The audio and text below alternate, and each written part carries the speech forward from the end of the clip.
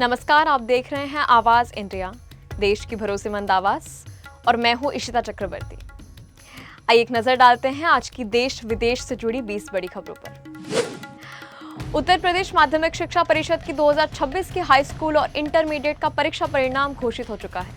High school का passing प्रतिशत 90.4% और इंटरमीडिएट का पासिंग प्रतिशत 80.3% है। यूपी बोर्ड परीक्षा का रिजल्ट जारी कर दिया गया है। 12वीं में शिखा वर्मा ने टॉप किया है और 10वीं में कशिश वर्मा टॉपर रही। उत्तर प्रदेश माध्यमिक शिक्षा परिषद ने 23 अप्रैल को यूपी बोर्ड क्लास 10 और 12 का परिणाम जारी कर दिया है। झारखंड एकेडमिक काउंसिल JAC ने बिना किसी पूर्व सूचना के झारखंड बोर्ड 10वीं का रिजल्ट जारी कर दिया है। इस साल कुल 95.27% स्टूडेंट्स पास हुए हैं। इस बार टॉप 3 में कुल 12 स्टूडेंट्स ने जगह बनाई है, जिनमें 4 स्टूडेंट्स ने संयुक्त रूप से पहली रैंक हासिल की है। बंगाल में चुनाव प्रचार को लेकर पीएम मोदी ने एक पोस्ट किया है। इसमें उन्होंने लिखा, हावड़ा में आज के रोड शो को शब्दों में बयां करना नामुमकिन है। ये रोड शो हावड़ा से शुरू होकर मशहूर हावड़ा ब्रिज से होते हुए कोलकाता में समाप्त हुआ। बंगाल के हर हिस्से में बदलाव की चाहत झलक रही है। टीएमसी के पापों का दंड अब मिलने वाला है। बीजेपी ही बंगाल की पसंद है। केंद्रीय गृह मंत्री अमित शाह कल सुबह 10 बजे कोलकाता में विधानसभा चुनाव से जुड़े एक अहम मुद्दे पर बात करेंगे। ये जानकारी बंगाल बीजेपी की ओर से दी गई है। बंगाल में चुनावी सभा को संबोधित करते हुए केंद्रीय गृह मंत्री अमित शाह ने कहा, बीजेपी का वादा है कि बंगाल में एक भी व्यक्ति घुसपैठ नहीं कर पाएगा। ममता के सिंडिकेट के कारण नए उद्योग बंद हो गए हैं और 41 कारखाने ममता दीदी ने बंद करा दिए हैं। अवैध खनन, मिट्टी और गौ माता की तस्करी करने वालों के लिए बंगाल की भूमि पर कोई जगह नहीं बचेगी। बंगाल में पहले चरण में रिकॉर्ड मतदान हुआ है। इससे लेकर मुख्य चुनाव आयुक्त ज्ञानेश कुमार ने बताया कि पहले चरण में 91.78% वोट पड़े हैं, जो कि आजादी के बाद अब तक का सर्वाधिक मतदान है। बीजेपी ने कहा, मथुरापुर में पीएम मोदी की विशाल विजय संकल्प सभा में उमड़ा जनसैलाब संकेत है कि इस बार पश्चिम बंगाल में भय की हार और भरोसे की जीत पक्की है। ठीक 10 दिन बाद जब वोटों की गिनती होती है तो हर तरफ कमल ही खिलेगा। बंगाल चुनाव बहरामपुर विधानसभा क्षेत्र के कांग्रेस उम्मीदवार अधीर रंजन चौधरी ने गंभीर आरोप लगाया है। उन्होंने कहा, यहाँ कुछ गुंडों ने हमारे पोलिंग एजेंटों पर हमला किया है। ये गुंडे सरकार के हैं।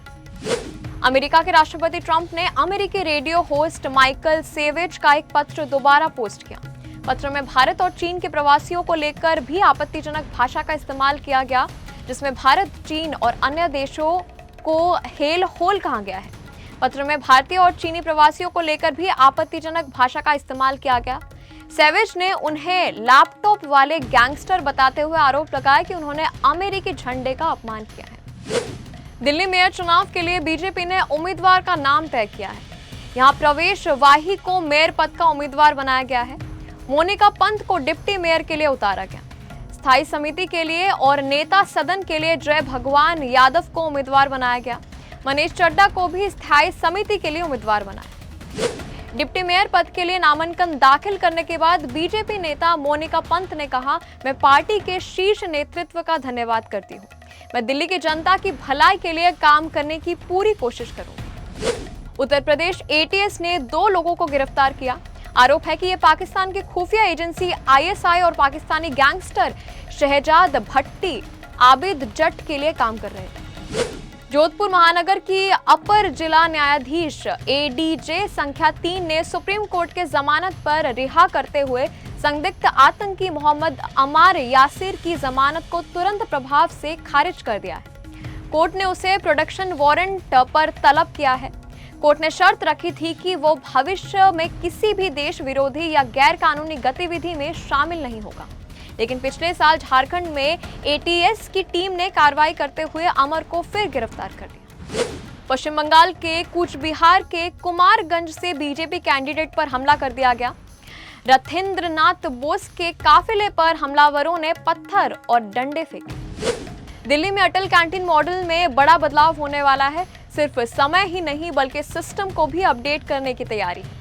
टोकन सिस्टम में इस्तेमाल होने वाली फेस रिकग्निशन तकनीक के डेटा को अब सीमित अवधि तक ही सुरक्षित रखने की योजना बनाई गई है। ये कदम डेटा सुरक्षा और गोपनीयता को ध्यान में रखते हुए उठाया जा रहा है। टेंडर फंडिंग के आरोप में गिरफ्तार बारामूला सांसद राशिद इंजीनियर की अंतरिम जमानत याचिका पर पटियाला हाउस कोर्ट में सुनवाई पूरी हो चुकी है। सुनवाई के बाद अदालत ने अपना फैसला सुरक्षित रख लिया है और अब इस मामले में आज निर्णय सुनाया जाएगा। राशिद इंजीनियर ने अपने बीमार पिता से मिलने के लिए पटियाला हाउस कोर्ट में अंतरिम जमानत की मांग की है, जिनकी हालत गंभीर बताई जा रही है। पृथ्वी दिवस पर लॉ मार्टिनियर कॉलेज में इंटैक लखनऊ द्वारा पोस्टर प्रतियोगिता हुई, जिसमें छात्र को पर्यावरण संरक्षण, पेड़ लगाने और प्राकृतिक विरासत बचाने के लिए जागरूक किया गया।